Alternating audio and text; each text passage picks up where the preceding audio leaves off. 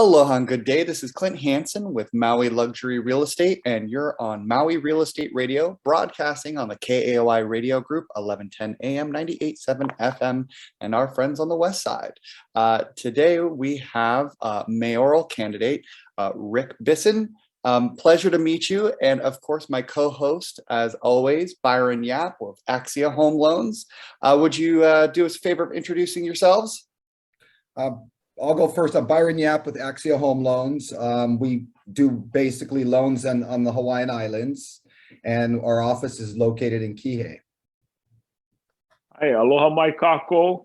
Mahalo no kahui ana mai. I'm Rick Bissen, also known as Richard Bissen, and I'm running for mayor, and I'm happy to be on the show.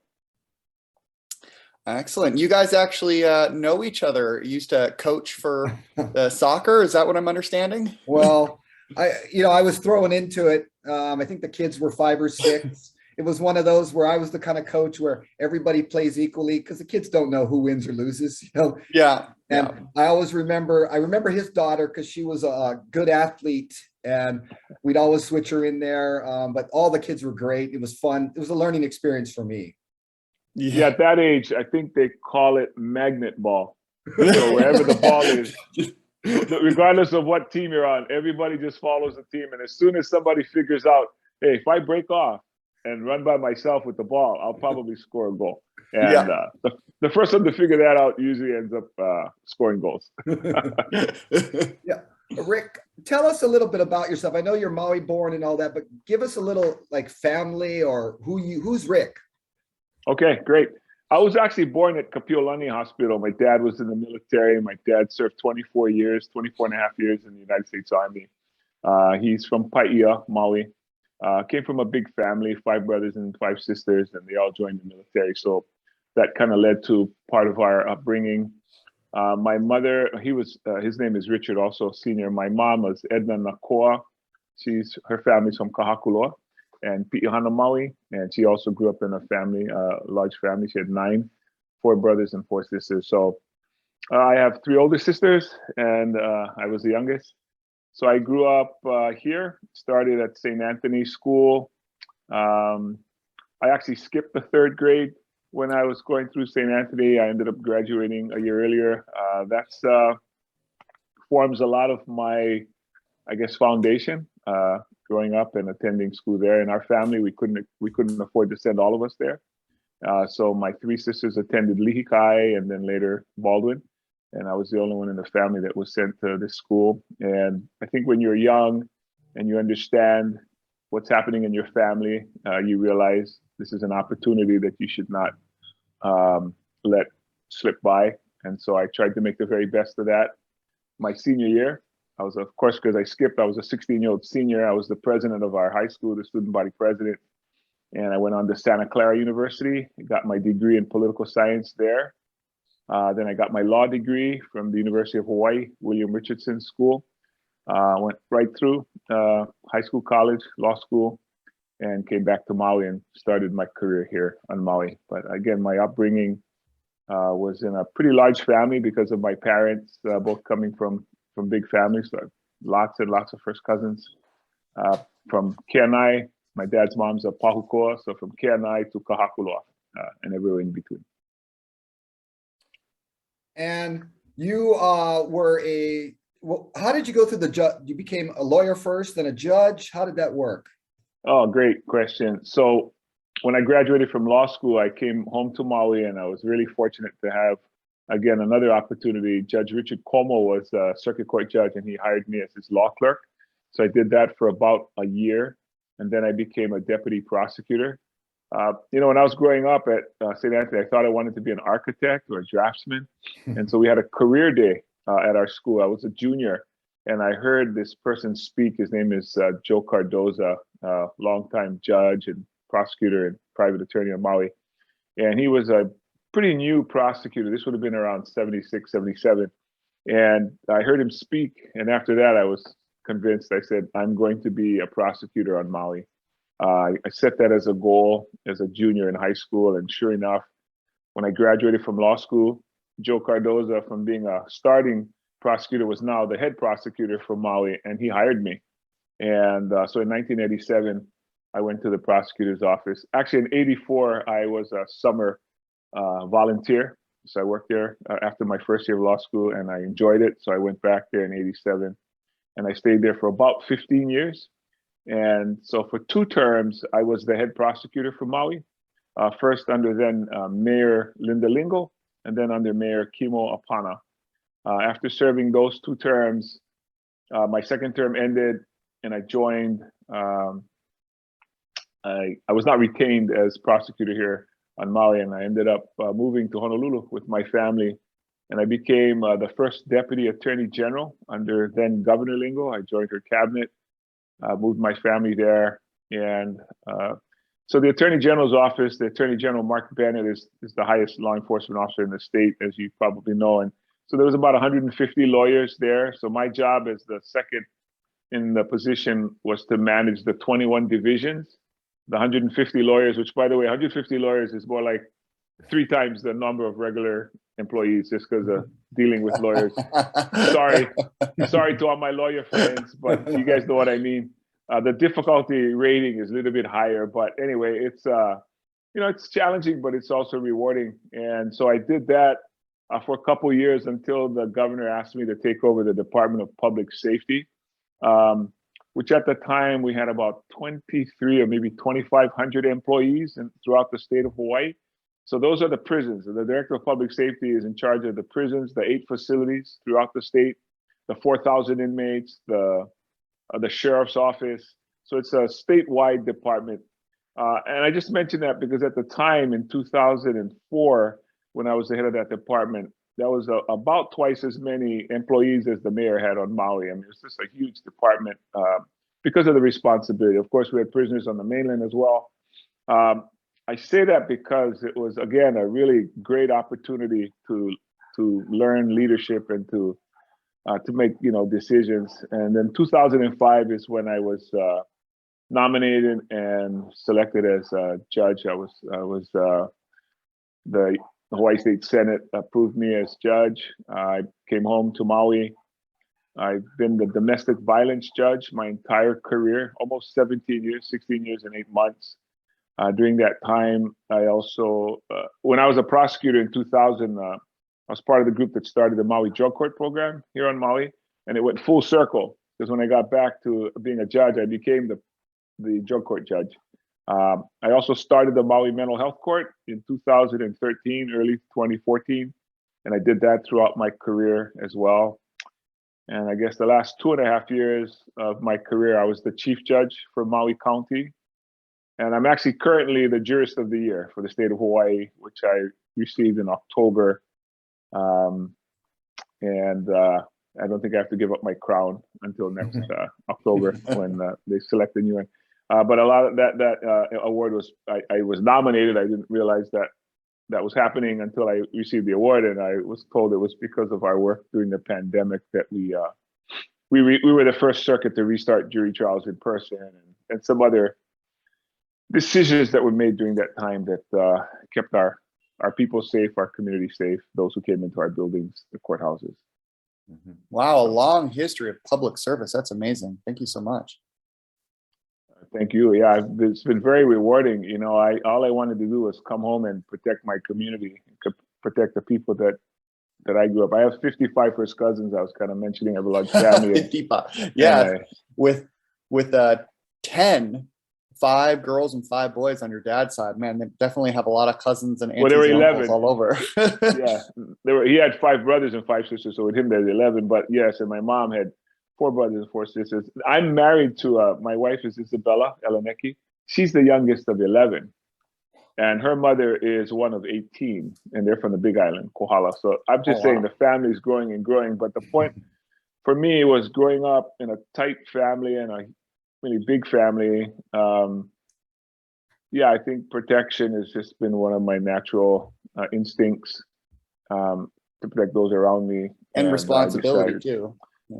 Yeah, and I'm sure there's lots and lots of people that feel the same way. I just decided to do something about it and enter an area that I thought would would do that. So it's been my career for about 35 years. I really also like hearing about your work with the mental health board, or mental health, which we'll get to in some of the later questions. Sure. I've asked a few friends as well as clients, and generally on Facebook, some questions to ask. So I typed them up and Sure. sent them out. And yeah, so Byron, did you want to start us off? Yeah, I mean, well, we're on the Maui, the mental illness, the homeless. What we're seeing, you've probably seen it, is this explosion of unsheltered or mental illness. As the mayor, what would that be something on your agenda to address? Yes, I think you can't avoid it. Over the years, as I was growing up on Maui, and for anyone else who's grown up on Maui, every election cycle, you hear the same thing: affordable housing, jobs, tourism. About 20 years ago, 15 years ago, they started adding homeless to this top four. So you can't not run for an office and not speak on this issue. I didn't plan on running for office. Okay, it was never in my dream that I was going to be putting my name in the hat for mayor. When I retired, I thought I had no more hills to climb. I was done with what I was going to do. However, I realized the condition of our community, and more importantly, I tell people the three reasons I'm running for mayor are Lalakea, Kilinahi, and Naluahi. Those are the names of my three grandsons, and I feel like, I'm old enough to have gained experience and leadership and decision making and problem solving throughout my career, and I'm young enough to have energy to see them through. But I think for myself, the issues that we confront are serious ones. There's a sense of urgency in the community, and I don't feel like I can just sit back and not take action. I can put the skills I've learned in a box, put it on a shelf, enjoy my retirement, or I can decide to make use of them, and that's really where I find myself now.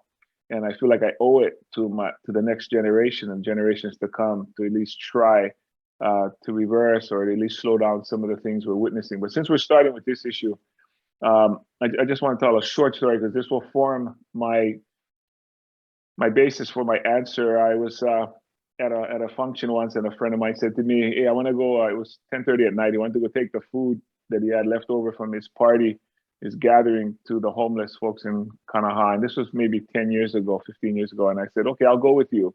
We went there, pulled up to the gravel parking lot outside the gates, put his food on the trunk of his car. People started coming out of nowhere. I had no idea of how many people were out in that area. But there was one couple in a red pickup truck, and they were clearly kupuna, and they never came out of their truck. They stayed in the truck, they stayed huddled, and they parked under a light with the truck facing out, telling me that in case they needed to get out of there quickly, they would. And so it was just, it made me rethink the face of homelessness in Maui. Because I think people have a view. If I say that word to you, everybody has a different vision. They picture the person pushing the shopping cart. They picture blue tarp. They picture somebody shouting at the moon. But there are all levels of people who are homeless. And I don't want to associate mental health and homelessness in the same way, because they're distinct. They're categories of people who find themselves without shelter. This can be, of course, there can be mental illness. Of course, there can be substance abuse, and there can be a combination of both, dual diagnosis folks. But there are also those people who have fallen on some hard times, bad luck. Like, I looked at this couple, I thought, wow, these guys must just have a hard time. They don't have anywhere to go. People face divorce. People have a death in the family. People lose a job, and maybe they're too embarrassed to go ask for help, or whatever it is. Some use the term working homeless. They don't have a home, but they have a car, they have a job. And so when we use the term, it's good when we come up with solutions that we pinpoint which of these groups we're talking about. So what I want to offer a suggestion, and I realize this is going to take a couple of hoops, but after we built that the rent-a-car Conrack at the airport, where all the rental car companies now go, we ended up with some locations. I'm starting to see now cars are starting to fill it up, but there used to be empty lots of former rental car lots. What if we hired someone to be like a security at the gate, but in the evenings we opened up those areas for people to pull in with their cars. These are people with operable cars. You can't go in with a shopping cart. You can't walk in. You can't be a tweaker. This is just people who have day jobs but no place to stay at night. Go into one of those lots, have a stall, but that little footprint of an admin building that already has a bathroom set up in there, men's and women's most likely. What if we put in a shower? What if we put in a washer and a dryer? What if we put in a place for people to plug in their electronic devices just for the night? What this does, to me, when somebody gets a shower and they get to wash their laundry, that restores their dignity, really. And so when we talk about people who are struggling, I thought to myself, we're not using that space. We kind of see people driving parked all over. Everybody knows where the cars park at night, that you only see there at night on your way home from work, and then the next morning it's not there, and the next night you see them again. These are people looking for safe places to go. They don't want to be hassled by the park police. They don't want to be they don't want to be hassled by the Maui police. And not that they're hassling them, but they're just saying, hey, you got to move it along. So if we created a space that was safe, people could kind of recharge. No open flames, no cooking, none of that stuff. You bring in your meal, but you got a safe place. And what we can do is we could bring in people from the community, maybe counselors. We could schedule maybe a dentist appointment. We could schedule getting your driver's license renewed. We could schedule getting your car registration. We could schedule, transition housing. We could say these are opportunities, because we'd have really an audience there saying, maybe you're just 1 or 2 steps away on the list, the wait list to get a house. We don't want to encourage people to stay on the streets, right? The policy that we have now is housing first, get people into housing. And these are for those that want to be, that are just a step away from being. We can deal with those that have mental illness and drug addiction in different ways, which we already do in the courts. We have drug court, we have mental health court, but we don't have a down and out on your luck court. We don't have one of those. Yeah. Right. People got to figure that out on their own. So, sorry I went kind of long, but that was the reason why when I thought about this, I thought, it's a complicated issue. I can understand going long on it.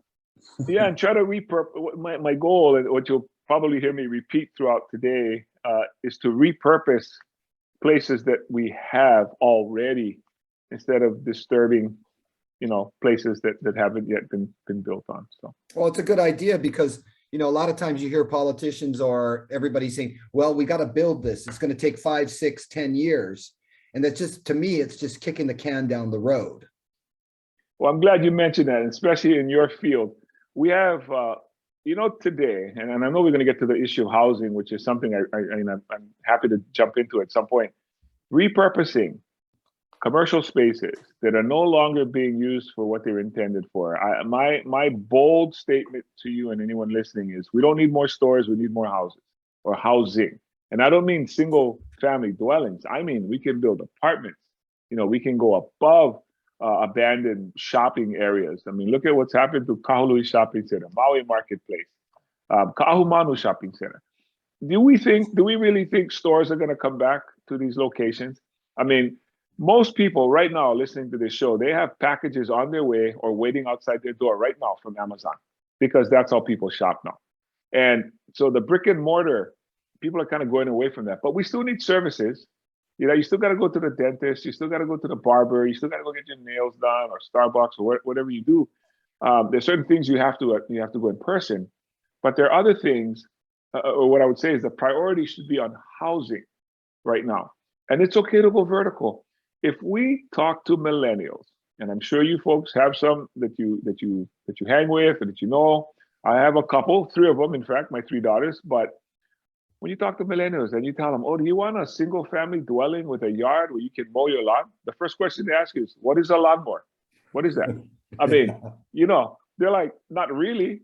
Especially if they're single or a couple, they want to live somewhere. The key word is this: vibrant. They want to live somewhere vibrant. So what happens is we got to repurpose these areas.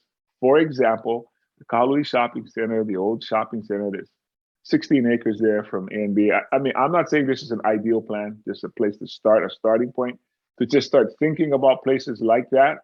I know that's in a flood inundation zone. It would take some work to have it, but that is also zoned for housing. If we went above, so one of my daughters, she lived in Washington, D.C., and she had a couple of other Maui girls living there. She said, "Hey, Dad, you know our apartment? There's a store on the bottom, like a Times or a Foodland." Yeah. Because we just go down the elevator, and this is very common, obviously. They built it that way. But here, we can convert things that way.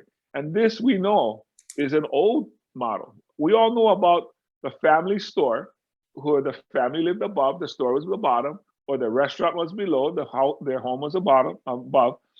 Probably the easiest one comes to mind now for me growing up here was Ka'ohu store on Ka'ohu Street, right? The Tengans, they lived on above and their store was on the bottom. I mean, we've gotten away from that, but maybe we should go back to that in a larger sense. Now, what happens if you build a 4-story apartment building above an area where maybe you have a Times or a Foodland and you have services? Well, where are your customers going to come from? The people that live above. Where are your employees going to come from? The people who live above. Maybe people can get by with one less car if you're that close to your work and and what you need. Maybe, that's the Kahului Wailuku corridor. I know there are plans that people have put together for, longer term plans with the bus transit station being in that area and so forth. But my point I'm getting across is we need to do something with the existing space or places. Because what are the two things you need for housing to just build it? The first question they ask you, where's your water? Where are you going to get your water? And the second thing you need is, of course, sewer. Where are you going to do sewer? All these malls already have sewer and already have water. So what are you going to choose? You're going to go build in a pristine place that's never been disturbed, or you're going to repurpose this place that does not look like it's going to be back to what it used to be. None of us think Kahului Shopping Center is going to be the Kahului Shopping Center we all grew up with here on Maui, listening to my Auntie Ida Plunkett's Plunkers and watching the guys play chess and checkers in the front. We're not going back to that. There's not going to be a Harold's Inn. There's not going to be a Port Town Delicatessen. Harold's, yeah. All those stores. Yeah, they're not going to be that anymore. We got to make it something. People like places to go and, shop for food, groceries. It could be a Whole Foods, it could be whatever it is. But if you look at Kahumanu Shopping Center, we got to have an idea of what we're going to do with that place. Now, I don't want to suggest homes for people without homes, because that, might be controversial, but there are uses. So I'm saying there are commercial spaces now. I know we just built the brand new and opened up a couple of years, the brand new DMV out in Ho'okele. I think it's Ho'okele, that street. So we know the county has, purchased land and buildings, but I would think right now, and you guys are in this field, so you would know better than me, but there might be an opportune time to pick up some commercial space or places to use for the benefit of our people. And I think my statement again simply is we should repurpose and we that should makes a build ton more of housing. sense. I mean, with that opportunity there, that's perfect for public-private partnership. Perfect is the right word, Clint. Yep, Yeah. You're right. Because we have this in Kihei, Lahaina. You can drive around places on this island, depending on where you normally hang and live. And you can see like, oh, too bad we're not using that space for what it was. It could be whatever it was being used for before. But my view would be to look at those places first. And instead of just jumping right in, I know we got some good single family housing projects. I mean, Waikapu is on everyone's mind. Mike Atherton's place, it's been around for 13, 14 years and looks like it's getting close to, breaking ground and stuff. That's great. I mean, but we can do more than that. Like I said, take advantage of places that have already been disturbed, right? There's already been built on, and revitalize it, number one. And again, look at what our market is. You guys tell me where millennials want to live. Yeah. What kind of place they want. We Close can to learn this from everything, other easy cities. access, Close to everything, and action. vibrant. Yeah. So one of the things, that I've noticed 20 years selling real estate, and, we come from a long family of real estate agents. My mom's had her license for well over 40 years. My dad's at 39 now. And, we've helped start Nahalio Maui by, being on the board originally and helped initially fund it, which is a community land trust. So creating opportunities for housing, there's a lot of different ways to go about it. But one of the big stumbling blocks that I continually see is for the last 30 years, a lot of the county has felt it is the responsibility of the developer to put infrastructure in place, as opposed to, issuing a bond and putting that infrastructure into like urban growth boundary areas. So, as you're saying, you need water and electricity in these spots. And the problem I'm seeing is they'll have a plan to do it, and it just kind of sits there as a plan because of the hurdles associated and the time constraints of putting these entitlements in place. Like normally, it's significantly shorter in the mainland to do these infrastructure improvements, and most commonly done through issuing a bond. And, the bond is, I think there was an $84 million one recently issued, and it was at 1.7%. And when you create that housing, the property taxes for that improved land basically takes care of the expense and additional investment in infrastructure systems. So to me, I think we need to stop treating the developer as a bad person and realize that, they're not going to do a project that's going to lose them money, and they don't have the same financial mechanisms or capability of creating those infrastructure systems compared to what the county does. So please tell me your thoughts on bond issuing.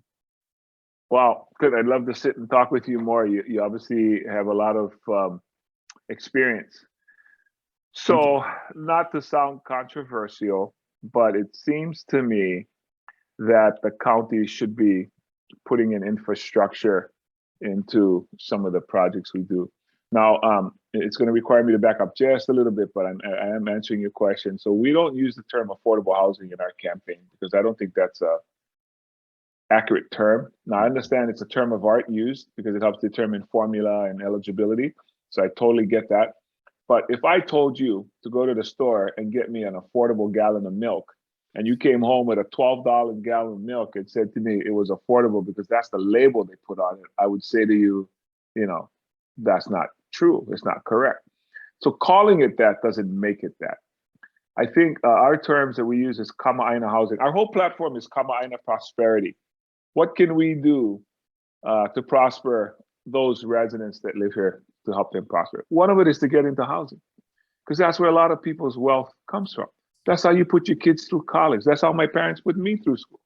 I mean, you got to get something to start with. Now, my dad was fortunate. He was a veteran, so he had a GI Bill, and he got lucky on getting his little house here. And we live in Dream City, by the way. You guys asked a question about that. All right. So we were part of that wave in 1970. We've been in our house for 52 years, the house that I live in. But I'll say to you, when we talk about putting people in, we talk about Kama Aina housing. The very first thing, and I gotta say this background, something happened. We have a model here, and I'm not saying it was wrong at the time. I'm not even saying it's wrong now. It's just a philosophical difference. And I don't think saying environment and developer are mutually exclusive terms. Someone has decided to put those on both opposite ends and instigated an us and them thing, and I'm just not with that. My career, as much as I've been, a litigator and in an adversarial system, most of my career, especially recently, has been one of seeking compromise and trying to listen to all sides and come to a fair resolution. And I know through years of doing that it's not only possible, it's preferred to resolve things that way. So the model we came up with is some developer must have come here in the 60s and said, hey, I want to build here. And somebody said to them, well, okay, but you got to put in the roads. They go, okay. And then this person says, oh my God, they said, okay. And they said, well, then you got to put in the parks. Yeah, you got to put in the parks. Okay, I'll put in. They started adding on to this thing. And the person said, sure, I'll build all that. Then whatever it would have cost in those terms back then, $250,000, now it's $350,000. And the guy goes, what? He goes, well, didn't you want me to put in the roads and the school and the parks and the shopping mall? They go, yeah. They goes, well, that's what the cost is now after I put all that. So what did we do? We just upsold ourselves, right? Like when you go get a car and the guy tells you need the Bose speakers and you need the sunroof and all this fancy stuff, and you walk out and your car costs 20 grand more than you thought you were going to spend, you realize, hey, this guy just upsold me. Except we upsold ourselves. we put that all in there, and the developer, the builder said, well, this is the new price tag now. So my goal is to find ways to drive prices down for our local families, drive them down. And one of the ways to do that, I think, and what they do in many municipalities, as you alluded to, Clint, is that the county puts in the infrastructure. Now, whether you want to put that into a bond or do some assessment, add it on later to, divide the number of homes, whatever you do, the county puts it up front. I think if the county puts in the infrastructure, the roads, the sewer, the water, we now become partners with that builder. This is a classic partnership, private-public partnership. We now say, hey, we're going to have a say in how much these houses are going to cost, Mr. Builder, because we put in. I don't know what the cost of infrastructure is to a house. Is it a third of the cost of the house, 25%? You guys tell me. But whatever it is, we have some say, I think, in that. Because really, I think all a builder wants to do ultimately, they just want to build. They just want to build the place. They don't really want to hire, public relations people and attorneys and go to hearings and go in front of commissions and boards and stuff. I think they just want to build and, kind of get through some of that. Now, I'm sure there are very good reasons for some regulations. And I'd be happy to, listen to people and understand why some of these are done. I admit I don't understand all of them. I'm not aware of all of them, but I'd be happy to sit with somebody who knows. So maybe, if there are ways, you hear every politician will say, oh, streamline, we're going to do this to the permitting and stuff. The first thing you got to do is understand it. Understand why does it exist? What was its purpose? Is that purpose still necessary today when it was put in? I mean, we got to move with the times in terms of how we allow things to get done. And by the way, when we talk about, let's use the term, I don't use the term developer either, I use the term builders, but let's just say whoever it is that's building, who are they hiring? Local people who need jobs, right? That's part of our middle class. People that work in the trades, that's our middle class. Police officers, firefighters, nurses, that's our middle class. That's what's shrinking right now on Maui. Yep. And whatever we can do to maintain, we need housing. We're short housing. We need housing, whether it's buying them, rental housing or family, fee simple. And so my thought is the county, and again, maybe I differ from other folks before me or currently or council, whoever it will be. But I think that's what the county should do, again, to drive those prices down. I also think, and this could be seen as a little controversial, is you need to qualify for a homeowner's exemption before you can buy that house in this area that we're calling Kama'aina housing. Because what are the two big issues that come up when we talk about housing on Maui? Where to build it and who to sell it to. Where to build it and who to sell it to are the two things that come up either during or after the fact. When people protest a certain area, we should consider that. We should think about in advance, what are the areas on Maui that are controversial? What areas are not as controversial? Why don't we build on the areas that are not controversial? Figure out who's the landowner. Maybe we need to do a land swap. Maybe the county owns it. Maybe the state owns it. Maybe a private, whatever it is. But let's not go to the areas that we're pretty sure we're going to get pushed back. We're pretty sure there'll be iwi kupuna, or there'll be some other reason, a vahipana, a sacred place that we should not be intruding on. Why wouldn't we think about that in advance? Because what that does, and again, besides the obvious disrespect to our host culture, what that does is drive up the cost of the house. If you got to stop the project or just sputter, you're driving the cost down. So again, if we can find places where we know we're not going to have the controversy, or in my first example, let's repurpose areas that have already been disturbed, put in housing, and again, I think we should go with apartment style housing as much as people want to put in single family. We got to talk to our current residents. What do you folks want? And of course, so that repurposing is kind of our middle place. The Kama'aina housing is our long term. I think we should have financial literacy. I think we should talk to banks and say, hey, I got a 200 home subdivision. Can you bring down that second market mortgage market saying, can you bring it down from 15% to 10% down? Can you make it 5% down? Most people can afford monthly rates for mortgage or rent. It's the down payment that sort of gets everybody. Yeah. So we got to work with the bank, tell the bank, hey, the mortgage loan company, hey, look, I'm giving you all these customers, all at once. What can you do on your end? Hawaiian Homes does it all the time when they deal with their projects. They work with one lender. And I also think Habitat for Humanity should have a percentage of the homes, and that maybe 10% of those homes. That's a great model. And I think we should be encouraging more of those too. Sorry, I went kind of long. No, I think that's right. I mean, I like you touched on a lot of different points because the type of housing too runs a very large gamut. I mean, there's everything, from, duplexes, quadplexes, apartment buildings, single family homes. And, everybody thinks of, a single family home standalone, but the expenses for those plumbing are, half price if you do a duplex because they have a shared wall, and the quickest way, since you mentioned that, the quickest housing, I touched on two of them. The middle term is repurposing, old commercial spaces, and of course, brand new would be a Kamaina housing. But ADUs, accessory dwelling units, are the quickest way to get at the affordable housing market or the housing shortage. The Ohana being able to be 2,000 square feet. When are we going to get back to that, like in the 90s? Well, that's kind of big now for Ohana. Depending on the size of the lot, you can either have one or two. And every county council has already approved this ADUs. I mean, they use different terms, whether they call it an Ohana, whether you got to be attached or detached. But the point they just have to apply it to state zoning, not just county zoning.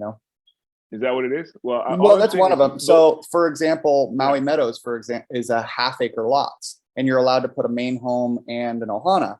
And on that chunk of land, it's actually rurally zoned, which is state zoning compared to, county, which has residential and apartment. So that's why they're only able to put one on that area. And it's something that needs to be addressed, but of course, the judicial process, as you know, can be cumbersome. And hopefully that'll be, in following sessions, rectified so that you can have additional dwellings. But when I was referring to 2,000 square feet, I was referring to agricultural land. So right now, of course. A main home of almost any size. Of course, it's prohibitively expensive once you get after 5,000 square feet, and who wants a giant house like that? And then now it's like 1,000 square foot Ohana you can do as well. There's right about butting on the edge of making it 1,200, but it's still 1,000. And it used to be up until I think 96. You could do 2,000 square foot Ohana. We actually have a house up in Olinda, which I think is God's country. I love up country.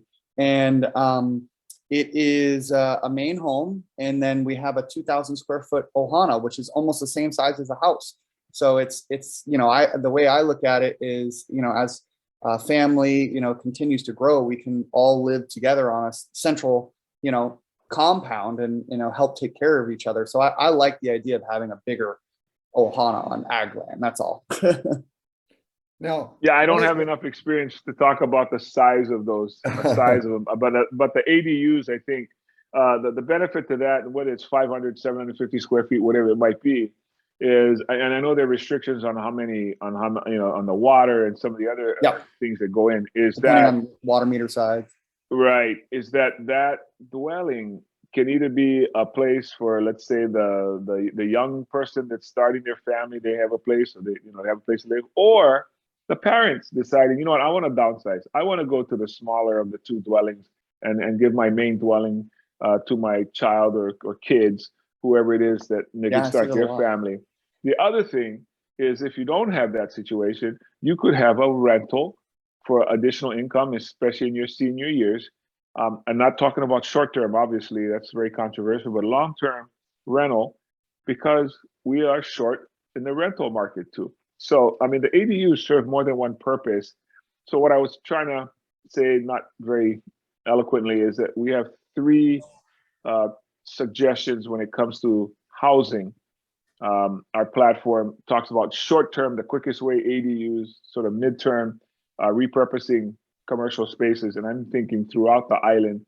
And then, of course, building brand new Kama'aina housing, that's more single family units, sort of the traditional form, except we're going to allow for the, hopefully, Habitat for Humanity to have a portion of it.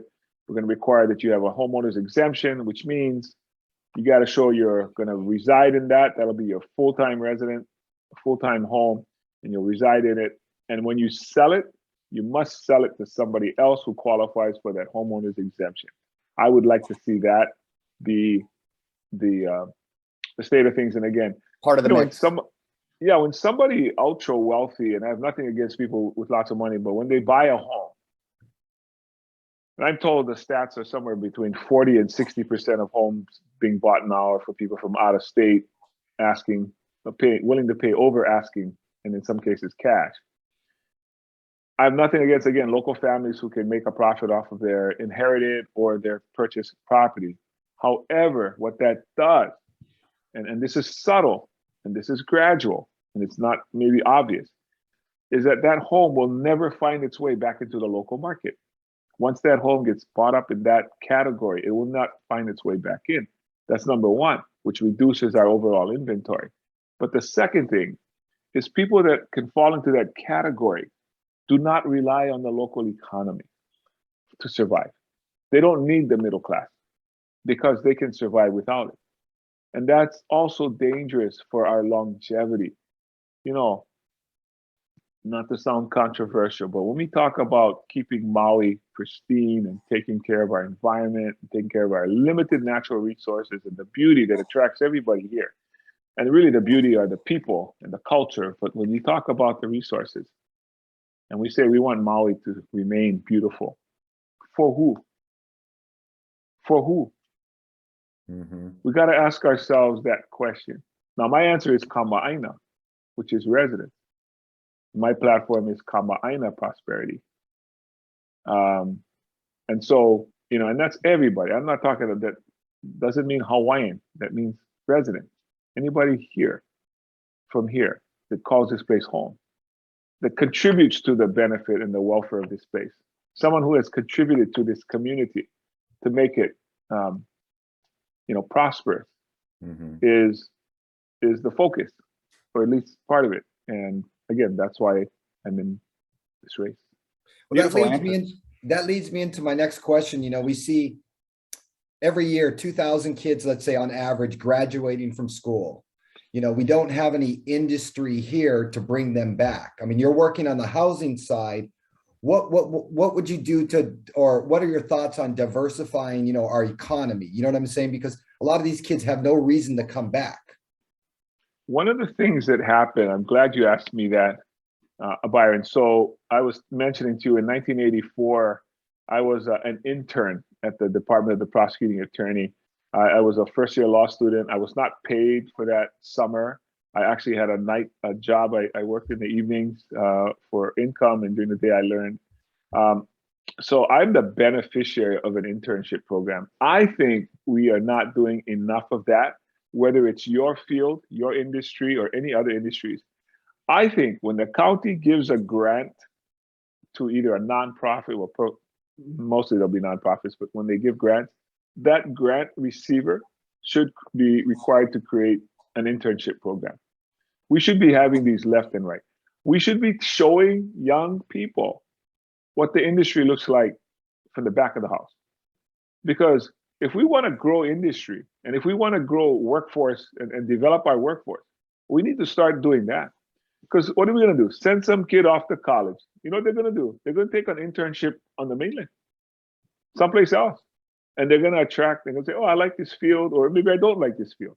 You know, because an internship teaches you one of the two. I really do not. Like, this is not what I thought it was going to be, or this reinforces what I think it is. I'm in communication with the college here, talking about, you know, what are the most popular fields? We have a great culinary program. We have a great nursing program.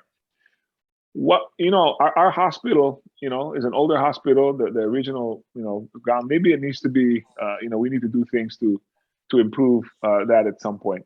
But what about having a nursing our program, a residency program for doctors? I mean, a lot of that is housing related, though. You know, people are not just going to move here from somewhere else. And people that come from here will stay here if they can afford to live here. And so what we want to do is we got to start growing our people from here. And part of that is introducing them to the industries. Now, there's a lot more clean energy industry that's starting to come up, you know, especially high-tech industries. What did we learn during the pandemic? so many people from other places, and maybe this is just a, I don't have numbers, it's more an anecdote, but how many people did you run into who were here from somewhere else because they could work remotely? Yeah, a lot. They could sell their home or at least just put their home on hold, come over here. Why not live here and just, just got to check out the time zone. If you're East Coast or West Coast, do your job straight to the beach. I mean, we could do that ourselves. The state taxes for that too, because a lot of the Unbelievable. people, Unbelievable what that happened, what that caused, because they were not residents, but they were benefiting and using their resources here. I'm saying we could do that. We can have our people do remote business to other places, but we got to introduce them to the industry. We got to, I guarantee you, we have industries that would consider doing this. We can make it a requirement for people who accept our grant money from the county. Says, hey, look, I don't want to pick on any industry, but just pick on our profit. Says you want grant money, you make sure you have at least one intern working with you, whether they're voluntary or getting paid. Introduce them to the field. Introduce them to whatever that industry is. We have an entire industry that we haven't talked about because it's also right in our face. Access deer, okay, access deer, right? That's huge. You talk to the farmers, wild, they're upset. tiny cattle. They're upset, because they're eating all of their produce, and they don't just eat one. By the way, they take a bite from every piece of cabbage that they come up to. You ask the ranchers, they'll say, hey, these guys are eating all of our grazing land that's intended for my cattle. They're a nuisance for people, and there are people who want to eradicate them. When we talk about natural resources, we grow food, right? We put it in the ground, we water it, we tend to it, we grow it, we harvest it. These deer, which they estimate are about 80,000 head, are right in front of us. They're seen as a nuisance. But why can't that be an industry? Why can that not be an industry? Yeah. It's so plentiful. And because of our weather, I understand the moms give birth twice a year. There's 2 breeding seasons instead of just one, like there are still on the mainland. So I'm just saying it's not going to get less, it's going to get more. So instead of just eradicating, which is part of the problem, stop them from getting on the highways and causing damage, stop them from eating people's profits.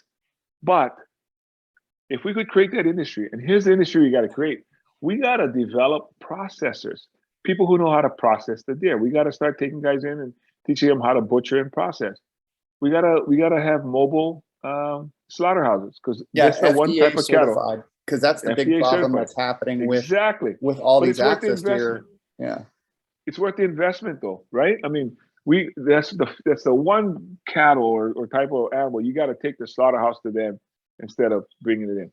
But I'm just saying, how can we not see how plentiful that is and not figure out a way to do an industry? And there are lots of people smarter than me that have been thinking about this already, doing things about it. People can make dog food out of these types of animals. That's unnecessary. People can make other products out of them, but we can use them for food source. Food bank, homeless people. Restaurants would buy them, right? Somebody like you that understands the law and the little idiosyncratic problems that get in the way of things getting done, to me, makes a lot of sense, because just like you said, the FDA is the main reason, but you can't really use that. But having a system in order to, have the regular hunter be able to make a profit off of the meat that they make will help, have some positive, or negative attrition on all these deer that are impacting the regular farming. And I think another problem is, of course, CBD, and THC products, but more importantly to me, CBD. I try not to drink, and there's non-alcoholic beers are great, but they don't calm you down at the end of the day. And it's interesting, with CBD products that were available for a short period of time on the shelves, of course, got taken back. I was talking, with Garrett over at Maui Brewing, and I'm like, hey, why isn't there a non-alcoholic CBD beer available on island here? And he's like, I have everything ready to go. The problem is of course, the legal process. I can't get CBD imported here into Hawaii in order to, and then I can't distribute it after that. He got into so much trouble just for creating hand sanitizer. And, wow. it's these, there needs to be, a better understanding and more fluid process to get these things to market. Well, Clint, when it comes to the access tier issues, we have gotten as far as the, let's eradicate them part, because everybody agrees. Nobody disagrees that they're a nuisance or they're causing more harm than they are good. And, hunters or people who eat the meat can only have so much in their freezer. I mean, it's overwhelming, but I see it as an opportunity. I see it as an industry. I see it as something that, talk about workforce development. Who wouldn't want to say, hey, I got my venison from Maui. I mean, Maui's meat, right? I mean, whatever we do, but again, Free it's range. not right. It's right there in front of us. It can be used at local restaurants, local stores. Now, most local people are going to say, for me, it's kind of like buying mangoes or pineapple. I mean, as a kid growing up, I'm like, nobody bought these things. You got them from your neighbor's tree or your cousin or uncle. Somebody had them. And till now, I've never purchased a mango in my life. I cannot bring myself to go and buy one because I'm just not used to that. So what I make the point of it is, and I'm glad people do buy them, but I make the point that people who are hunters and who eat meat will not bring themselves to go and buy deer meat from the store because they can harvest it themselves. They know how to get it. They have it in their freezer. So the market we're going towards are different, are the folks who don't hunt and gather on their own. But there is a market, and we can create a market. We can ship it out. We can do whatever we need to do like we do for all other products. Talk about homegrown. We're not even trying to grow these things, and we got it. I'm just saying, compare that to the effort it must take to actually go and plant a field. For all these farmers and ranchers who have these, hard, backbreaking work, just trying to get water to their land, just trying to keep, pests from ruining their crops, keep deer from ruining crops. So we would be doing a great service by eliminating this. It's a win-win all the way around. We'd be eliminating the harm that they're causing to ranchers and farmers and motorists. We would be creating an industry that's self-sustaining, and we have the resource in front of us, and you can't get more renewable than access deer right now on Maui, Molokai, Lanai. I mean, we got to invest.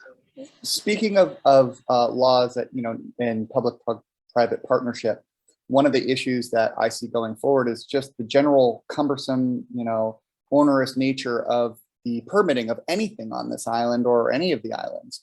Hawaii Business News and Star Advertiser, from my understanding, and the research shows that, we're 2 to 3 times longer than almost anywhere else in the United States to go through and get something permitted. And I was wondering on, ways to smooth that out. To me, it's actually improved greatly over the last several years, but there needs to be more improvement in order to streamline and smooth it out. I'm definitely open to learning more about the process. I understand, it's interesting because this is the one area that if you call them sides, both sides, whether it's developer or environmentalists, where they both agree that there are issues that need to be cleared up. That's the one thing both sides will agree to. Something, too many permits are given out, something not enough permits are being issued. So it really depends on which side of the coin you're looking at, because I've heard it in my time, since I've announced my campaign and going around the community. I've heard a lot of this, and I'm not here to point fingers, especially since I don't know enough about what the departments themselves are dealing with.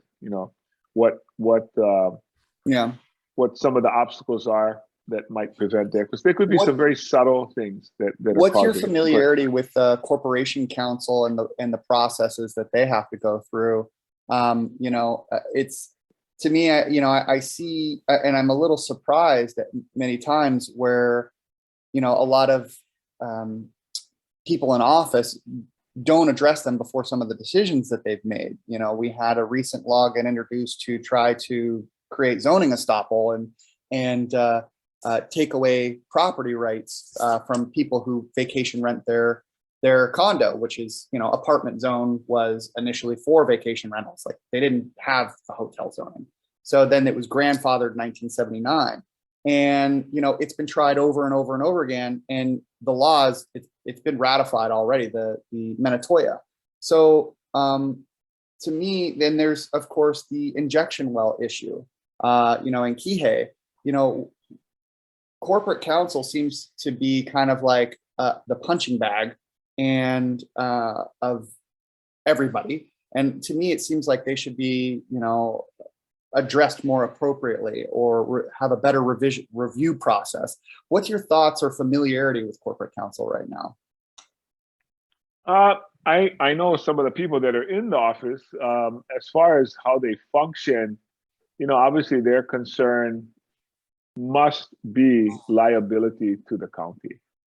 I mean, their advice, I would think, which they advise the administration, all the departments. I don't exactly know their relationship with the council now, because I know the council also has, council services available to them. So I can't tell you what the relationship or exactly how that interacts with them. I would think that they also offer legal advice to the council, but I don't know that anymore, if that's the case. So I think their main function, is to advise as to what the existing laws are. Obviously, they don't make the laws.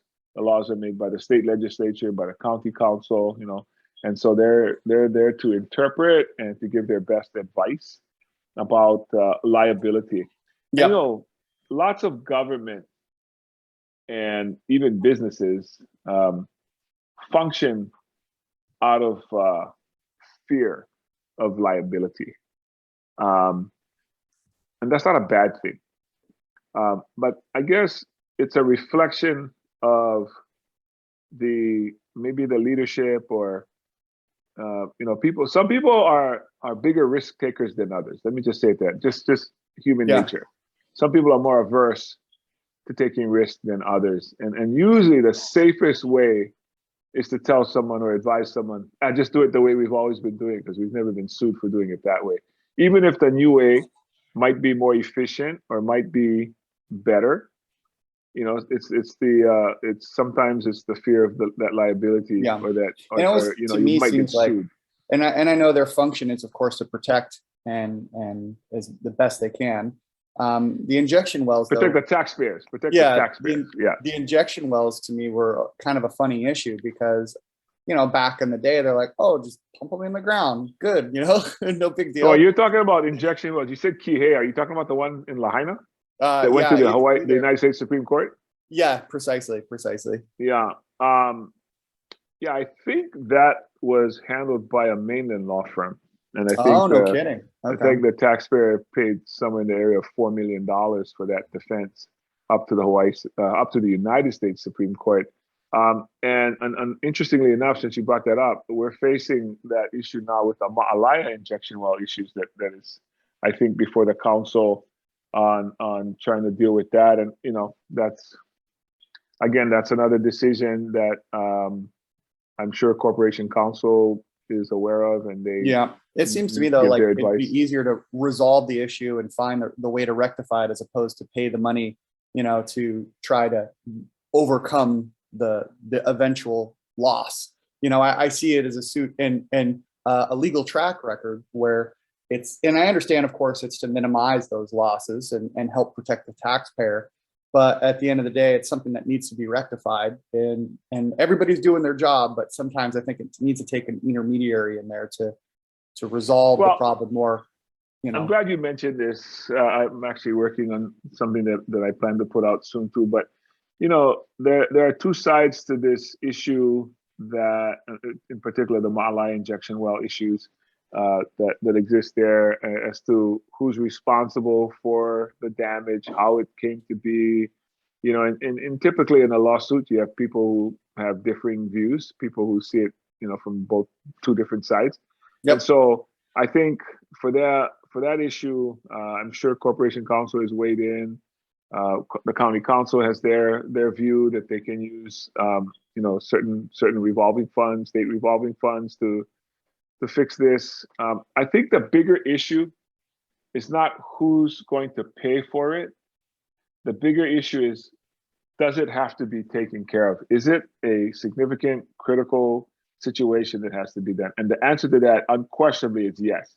I don't think anybody disagrees, especially with the ruling from the United States Supreme Court that this is something we're on notice of, and we should be, careful about how we move forward on it.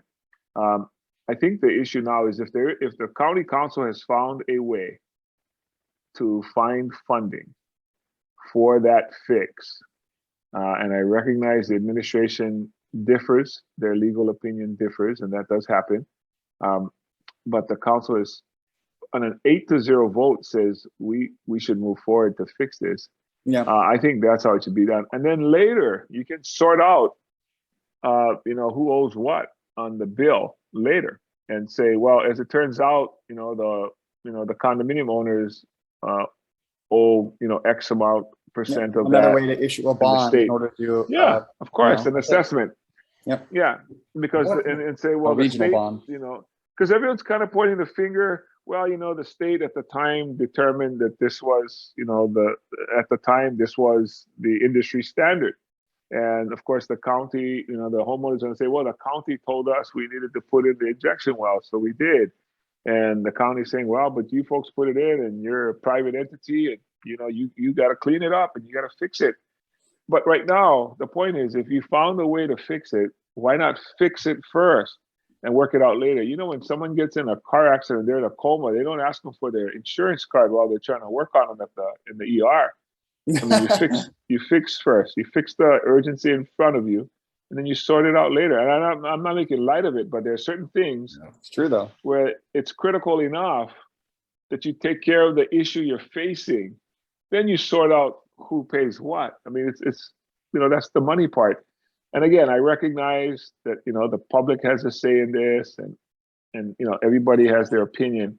But when you really focus on what the issue is, which is, do we want the Malaya Bay has been declared by the EPA as an impaired body of water, right? I mean, there's 80% damage to the reef. There's sediment and sewage going in there. We all know this, and we all have a responsibility. And I say we all, those who are aware of it and have an ability to fix it, should fix that. Yep. And then decide who to send the bill to. But not doing it is only making it worse. And my guess is the bill will get higher. And again, I have no problem with people who take things, to the legal, as far as you can take it. But we've done that before, and we got our answer. Injection wells are old technology. They're not recognized anymore. It's not how people do it anymore. And is there a way to fix it? Yes. There's all sorts of things that are, I'm sure going to come out about that, but that's just my 2 cents. Thank you so much. I really appreciate it. Now we're kind of at the end of our time here. Honestly, we should probably do a part 2 because we scratched the surface of questions, and I really appreciate your time and answers. What we should do, Clint, maybe Rick, if you want to, is maybe we can schedule another one because, I'm enlightened. I think, if you want to schedule a second, one, we can do a second one in a month or so. But one of the things I wanted to just end with my last thing, what I've noticed through listening to you and reading your on your website, bissenmovement.com, I noticed that, and I kind of like it because it's not the team that you're going to represent is us, not, hey, I'm going to represent red or I'm going to represent blue, because everything is so politicized nowadays that it becomes so irritating that, hey, I got to run with the blue, I got to run with the red. I just feel that's coming out from you is that, hey, I'm willing to sit down with anybody or within reason and hear what you got to say. And let's see if we can do something. If we can't, hey, I've heard it and I'm going to try. Is that your approach to your mayoral candidacy? Yeah, and let me be even more specific, because that's a great question, Byron, I wasn't expecting. I have voted every year since I was 18. And I have never registered for a political party. So much to, I just need to clear up stuff that, there's a little chatter going on around the community about things that people trying to instigate something that's not there. So let me just be real clear and be on record. And I'm on record in other places too saying this. Mm-hmm. I've never registered for the Republican Party. I've never registered for the Democratic Party. My supporters come from every political affiliation there is, because I'm running for Maui. Now, if you were to blend red and blue together, I don't know if that would come out pink or that would come out purple. Purple. But, okay, I would think purple. But I want to say that I'm pink because that's the color of Maui. I'm not running against anyone. I'm running for something. I'm running for Maui. Nice. I plan to represent people. You know, people who want to instigate us and them thing, they can go about it, but they're dealing with the wrong guy because I see that game, I know that game, and I don't play that game. I'm just here to do my best. I have a record. I have a history. People are free to go and look at what I've done, who I've worked for. I've been appointed by Democrats. I've been appointed by Republicans. And I have never favored one over the other because I don't see the world that way. I just don't see it that way. And I'm not going to jump on some bandwagon now that I'm running for office because that'll make it, I don't know, whatever it's going to do. I mean, my record is what it is. My history is, I'm not trying to pad my resume one way or the other. Like I said, my future does not depend on this job. My grandchildren's future does, and so do your grandchildren. And that's what it's all about. This is simple. You can look and look and look. You're not going to find anything as far as any underlying, I don't know, motive or something. It's so simple, people can't even see it. And I'm glad you picked up on that, Byron, because that is what it's all about. So can we maybe have you back maybe end of the summer, get a campaign update, you know, what's going on if you have some time? You call, we'll answer. Okay, Clint, All right. you want to close this out? Yes, absolutely. So again, thank you. I really appreciate your time today, Rick, and look forward to your candidacy and hearing more about what you say and maybe another show. And of course, as always, thank you. His website, Byron. Chris. Sorry, Clint. What's your website? How do people get a hold of you? How do they follow you?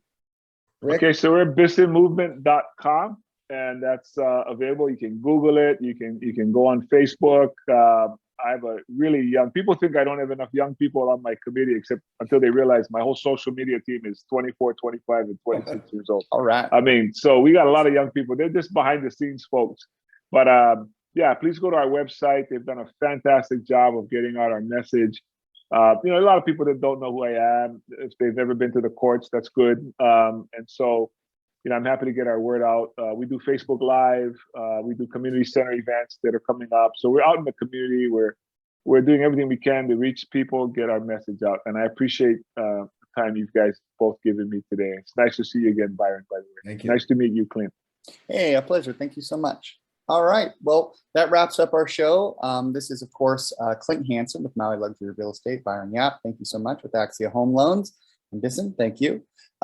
So you can listen to this and all the other shows at mauirealestateradio.com or tune in 7 a.m. at Monday for our radio show on the KAOI radio group. That's 11:10 a.m. 98.7 FM. But of course, find it wherever you find your podcasts as well. Thank you. Aloha and a hui ho. Aloha. Thanks, Rick. We appreciate it, and we definitely want to have you back. Yep. Thank you, guys. I appreciate the time you gave me. And again, it's just been a pleasure to talk about issues that are important to people. Thank you. Thank you for running for All right, office. We appreciate All it. right, you guys take care. Okay, bye. Aloha.